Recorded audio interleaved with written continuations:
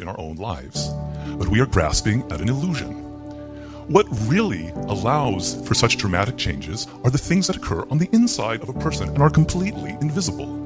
The slow accumulation of knowledge and skills, the incremental improvements in work habits and the ability to withstand criticism.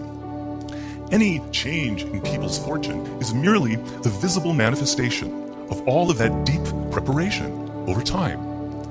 By essentially ignoring this internal invisible aspect, we fail to change anything fundamental within ourselves. And so in a few years' time, we reach our limits yet again, we grow frustrated, we crave change, we grab at something quick and superficial, and we remain prisoners forever of these recurring patterns in our lives.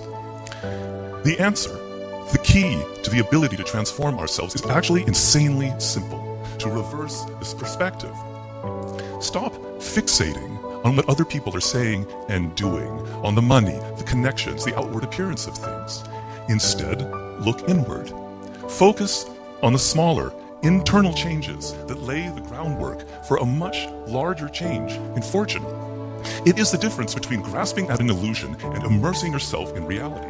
And reality is what will liberate and transform you. Here's how this would work in your own life. Consider the fact that each and every one of you is fundamentally unique, one of a kind. Your DNA, the particular configuration of your brain, your life experiences. In early childhood, this uniqueness manifested itself by the fact that you felt particularly drawn to certain subjects and activities, what I call in my book Mastery, primal inclinations. You cannot rationally explain why you felt so drawn to words or to music or to particular questions about the world around you or to social dynamics.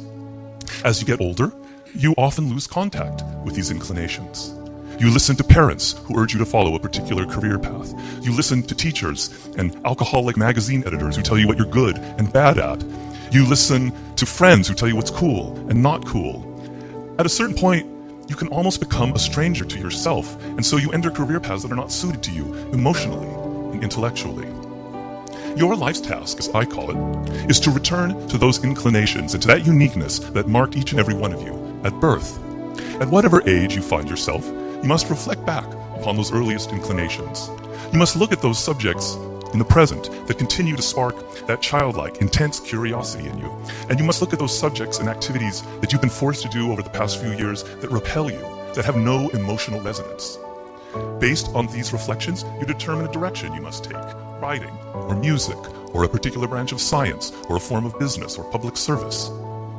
You now have a loose, overall framework within which you can explore and find those angles and positions that suit you best. You listen closely to yourself, to your internal radar. Some parts of that framework, for me, journalism and Hollywood, do not feel right, and so you move on, slowly narrowing your path, all the while accumulating skills. Most people want simple, direct, straight-line paths to the perfect position and to success, but instead, you must welcome wrong turns and mistakes. They make you aware of your flaws, they widen your experiences, they toughen you up. If you come to this process at a later age, you must cultivate a new set of skills that suit this change in direction you'll be taking and find a way to blend them with your previous skills. Nothing in this process is ever wasted. In any event, the goal that you are after is learning and the acquisition of skills, not a fat paycheck. Now, look at what happens to you as you adopt this very different, internally driven mindset. Because you are headed in a direction that resonates with you personally and emotionally, the hours of practice and study do not seem so burdensome. You can sustain your attention and your interest for much longer periods for much longer periods of time. What excites you is the learning process itself, overcoming obstacles, increasing your skill level.